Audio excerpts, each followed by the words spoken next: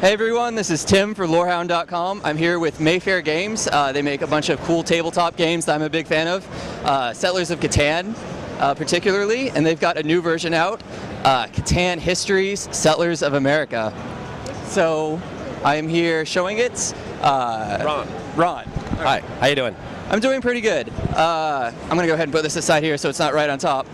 But why don't you tell us a little bit about just Catan and its history and some of the different versions you guys have. Okay, we've been doing Catan for 15 years now in the States, and it's grown from a very simple, basic game itself into this huge line extension that we have now. So we have basic Catan itself. It's got a number of expansions like Seafarers, Cities and Knights, etc.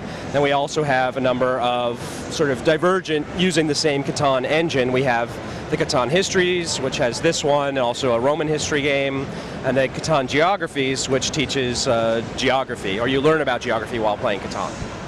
Cool. So these are all mostly 4-player games, where you just have the one game, everyone comes in, and you go ahead, you get a game going. What is the goal in the games, in the base Settlers and some of the variants? Sure.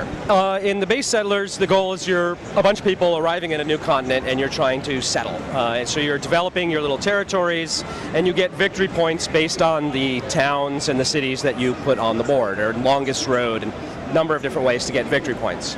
The main difference between that and, say, Settlers of America is more of a production and delivery game.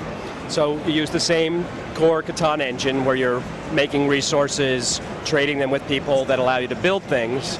In this game, you build things that allow you to get cubes, which represent goods that your people produce, and then you use trains and rail lines, to ship them to other towns.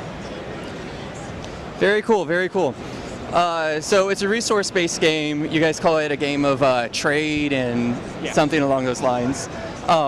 This variant takes place on an America board. Are you trying to go for more educational lean with this kind of stuff, or?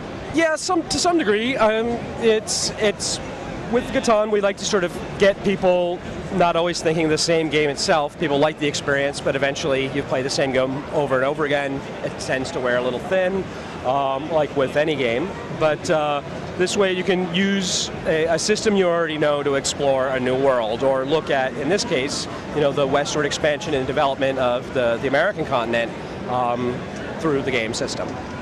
Very cool. I like how you have sort of the different resources themed, like with the regular Catan board, it's just sort of this island that you don't know where it is, but I'm from Florida and I can sort of understand the plains and stuff like that, All the trees up in the northeast, and same thing, big forests down in the south central.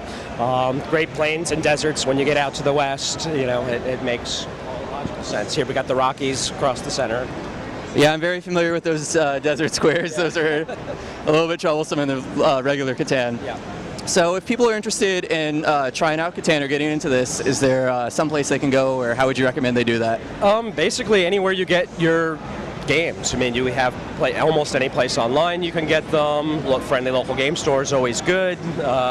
Anywhere games are sold, really. I mean, at this point, we're in most broad market. No huge mass yet, but Target has us, Borders, B. Dalton's, Barnes & Noble. Very cool. I know I see it all around my college, so it's a hugely popular game. I don't think you'll have any trouble finding it. So thanks so much for your time, and I am personally going to give this a try as soon as I have a chance. So take care. Thanks. All right, thanks.